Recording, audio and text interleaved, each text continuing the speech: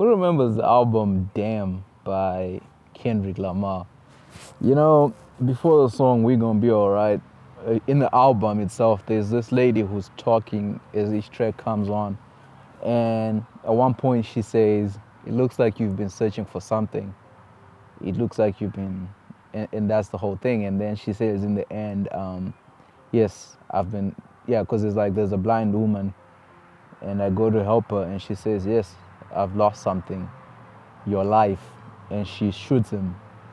I find myself in the same sort of situation, searching for something that I didn't even know that I lost until it was almost too late and until it was almost staring at me in the face, you know, being an editor. So often we get into these positions because we are pursuing something. There's something that you wanted as a child and you probably didn't understand the things that go into that. For me, I wanted to work with Beyonce. That has always been a dream, and that's a dream that just came when I saw her do an interview in 2002, and I was like, I want to be a musician, I want to make music, but I could never sing to save my life, you know, and I fell in love with making instrumentals, like ever since I discovered there's a person who does that. You know, I used to make beats. If you go to the beginning of this channel, that's what I was posting, and I was very creative and I enjoyed it. You know, I knew that pursuing Beyonce was a dream, it was a goal, but it didn't define my life as much as making music as an expression. Each beat expressed how I was feeling in that moment. And before you know it, once, you know, I went to a Beyonce concert and I was happy to see her. I was very excited. I enjoyed every moment of it. I was present. I was in the moment. But when I left there, I felt it was impossible for me to ever make music with Beyonce. Like, yeah, it was almost impossible for me to be at a show where she was performing, let alone to be in the room with her. And after that, I felt like that dream would never happen. And I just lost the passion that I had to make music. I lost the passion for that because the ceiling seemed so high. It felt like everybody around me was making music. It felt like there were better people than me at this thing. And I'm not the only one who wants to work with Beyonce. A lot of people want to. And I gave up. I don't want to lie. Like, it was a big dream, but I gave up. I ended up feeling sorry. You know, whenever I see people coming up, oh, I wrote this song for Beyonce, there's a part of me that feels jealous, that feels like, fuck, what have I done with my life?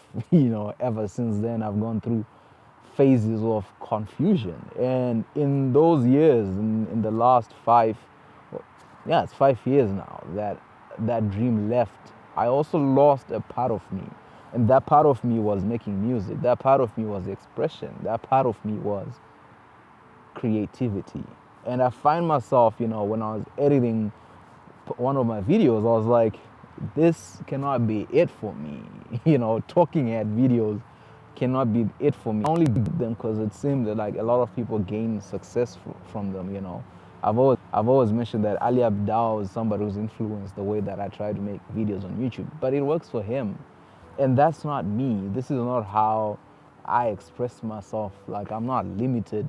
I don't want to be limited to a place that I'm at in my house and talking about stuff that I probably have no idea what I'm talking about.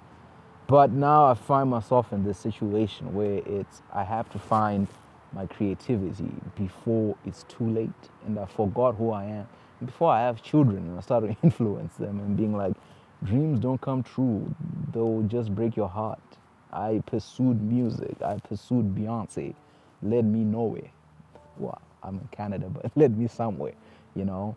And I might or may, you know, I will probably work with Beyonce in some capacity. But for me, I'm starting to realize the pinnacle of a dream, the goal, the ambition, everything. All this we do is one thing, creativity. We are paid for creativity. You people, everybody watching, anytime you watch a YouTuber, anytime you watch anything, it's about the thing they've created, the moment. You know, that video is a moment, whether it's valuable information, it's entertainment. That's why we all agree to do this. That's why we all show up for this is your creativity. And YouTube, Instagram, algorithms, everything has created a problem for us because we've forgotten that. We've forgotten self-expression, the art of expression. We've forgotten how to be ourselves in the pursuit of success. And yeah, like in Kendrick Lamar's song, it looks like you've lost something and you've lost your life. But as the song continues to say, go to be all right, because at some point we realize, flip, I have to find it. I have to go back in the archives and find myself because he is the one with the answers. All your knockouts is spectacular. Know what that means? All this good stuff happening to you, know what that means? That you're favored by God. You know that, right? Yeah. You know that, right? But this is something, that you may not know too. When you're favored by God, you're also favored by the devil. He's coming for you too. So you just gotta be strong and stay on the right side. Whose side you gonna go on? He's gonna give you power too. He's gonna get in your head too, but it's whose side you gonna stay with. You stay with who brought you here. You go home with the guy that brought you to the dance. You know? Oh, you're powerful. He wants you. He's coming at you. He's gonna tell you ego. He's gonna tell you how beautiful you are, and he's gonna tell you, I made you beautiful. So you do what I say.